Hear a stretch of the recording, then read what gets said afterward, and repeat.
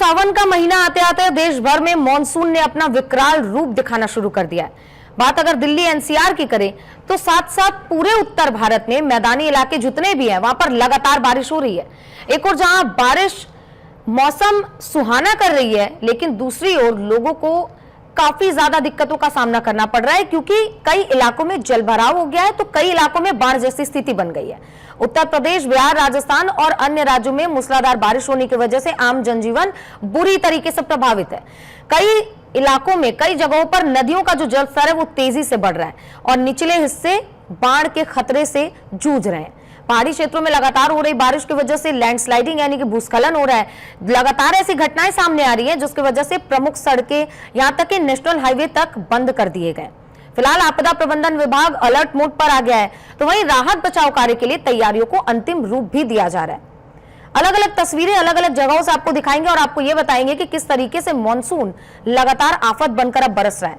क्योंकि दिल्ली एनसीआर में जहां बारिश के बाद लोगों को राहत मिली है, तो बाकी के राज्यों की अगर बात करें जैसे हिमाचल, उत्तराखंड, राजस्थान, जम्मू कश्मीर, इन जगहों पर मॉनसून की बारिश अब आफत बन गई है। लोगों को काफी दिक्कतों का सामना करना पड़ रहा है। कई जगहों पर तो स्कूल बंद कर दिए गए ताकि बच्चों को आने जाने में समस्या ना हो। अगर बात दिल्ली एनसीआर की करें तो दिल्ली एनसीआर में गरज के साथ बारिश हुई और गरज के साथ बारिश के बाद कई जगहों पर जलभराव की स्थिति देखने को मिली, जिसके बाद क्या था, गाड़ियों की रफ्तार रुक गई और ट्रैफिक का जाम बहुत लंबा लगा। लोगों को घंटों लग गए ट्रैफिक जाम से निकलने में। तो एक समस्या जहां लोगों को भीषण गर्मी से राहत मिल रही है, तो दूसरी ओर उसी गर्मी से राहत के लिए अब लोग जो है ट्रैफिक में फंसे हुए हैं, क्योंकि ट्रैफिक इतना ज्यादा है, लोगों को काफी समय लग रहा है। लेकिन अलग अलग राज्यों से लगातार ऐसी तस्वीरें आ रही हैं जो काफी डराने वाली हैं। तो तमाम जानकारियों के साथ शिमला से हमारे सहयोगी जीवन और देहरादून से हमारे सहयोगी हिमांशु हमारे साथ जुड़ गए ताकि वो अलग अलग राज्यों के अपडेट्स आप तक पहुंचा सके। सबसे पहले देहरादून, हिमांशु आपके पास आना चाहेंगे। एक तो इतनी बारिश हो रही है, पर्वतीय इलाका है, क्या स्थिति है उत्तराखंड की अलग अलग जिलों की और आईएमडी ने क्या चेतावनी जारी की है? निश्चित रूप से आईएमडी की अगर बात कर रहे हैं तो आईएमडी ने आज जो है बागेश्वर और नैनीताल के लिए भारी बारिश का जो है अलर्ट जारी किया है, यानी कि येलो अलर्ट जारी किया है। इसके अलावा अगर बात कर ली जाए तो इससे पहले लगातार जो है ऑरेंज अलर्ट देखने को मिल रहा था। गढ़वाल रेंज के चाहे देहरादून की बात कर ली जाए, पौड़ी, रुद्रप्रयाग, टिहरी, उत्तरकाशी, इन जगह लगातार जो है ऑरेंज अलर्ट देखने को मिल रहा था। वहीं अब बात करें तो आज येलो अलर्ट सिर्फ और सिर्फ कुमाऊं जोन में है, बाकी जगह बारिश की आशंका जरूर जताई है। लेकिन राजधानी देहरादून की बात करें तो सुबह से ही जो है आसमान में बादल छाए हुए हैं और लगातार ये उम्मीद भी की जा रही है कि जमकर बरसेंगे, क्योंकि कल जिस तरीके से सुबह राजधानी देहरादून में माफ कीजिएगा धूप निकली थी और इसके बाद जो है एकदम से मूसलाधार बारिश राजधानी में देखने को मिली थी और ये सिलसिला तकरीबन 5 से 6 घंटे तक चला था और यही आज भी देखने को मिला है। हालांकि सुबह जरूर धूप निकली, लेकिन अब फिर एक बार आंशिक रूप से बादल आसमान में छाए हुए हैं और उम्मीद जताई जा रही है कि एक बार फिर से जो है बादल यहाँ पर बरसेंगे। जी ठीक है। हमारे साथ जीवन भी बने हुए हैं। जीवन, हिमाचल को लेकर क्या अपडेट है, कितने रास्ते बंद है और साथ ही साथ लैंडस्लाइडिंग की क्या अपडेट है वहां पर, और साथ ही वहां पे जो आईएमडी ने है वो क्या चेतावनी जारी की है?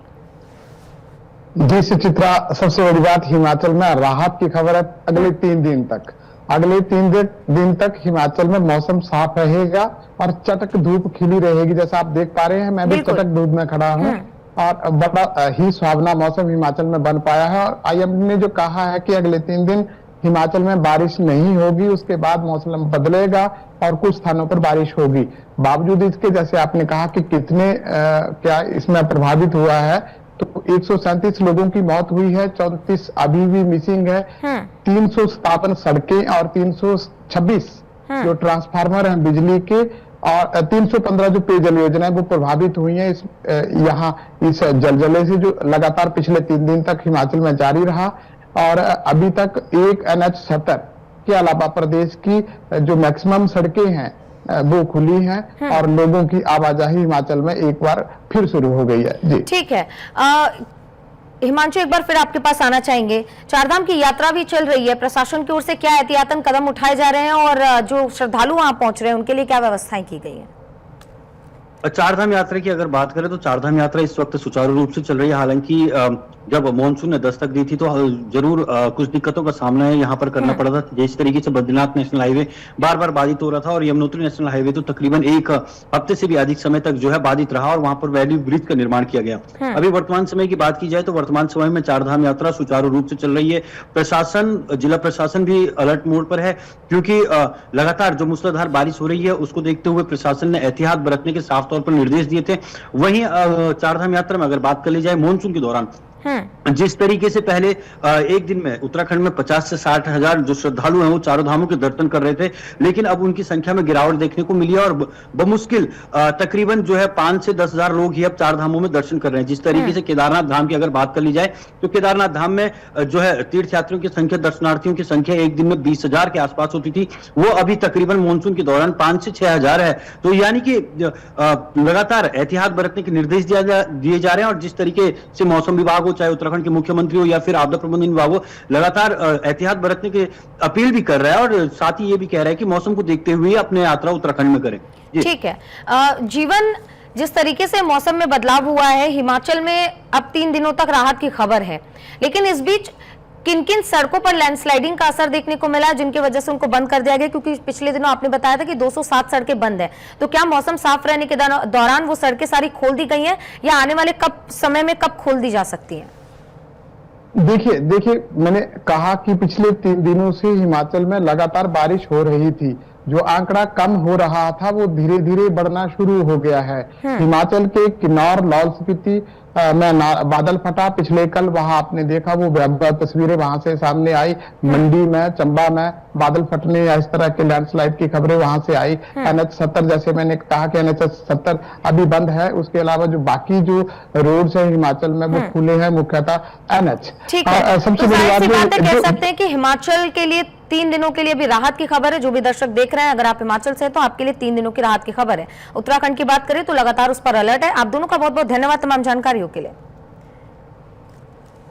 तो मौसम में लगातार बदलाव हो रहा है और देखिए किस तरीके से इस बदलाव ने, यानी कि हिमाचल की अगर बात करें तो 3 दिनों तक के लिए ये बदलाव रहेगा और आगे आने वाले समय में IMD जैसी चेतावनी जारी करे।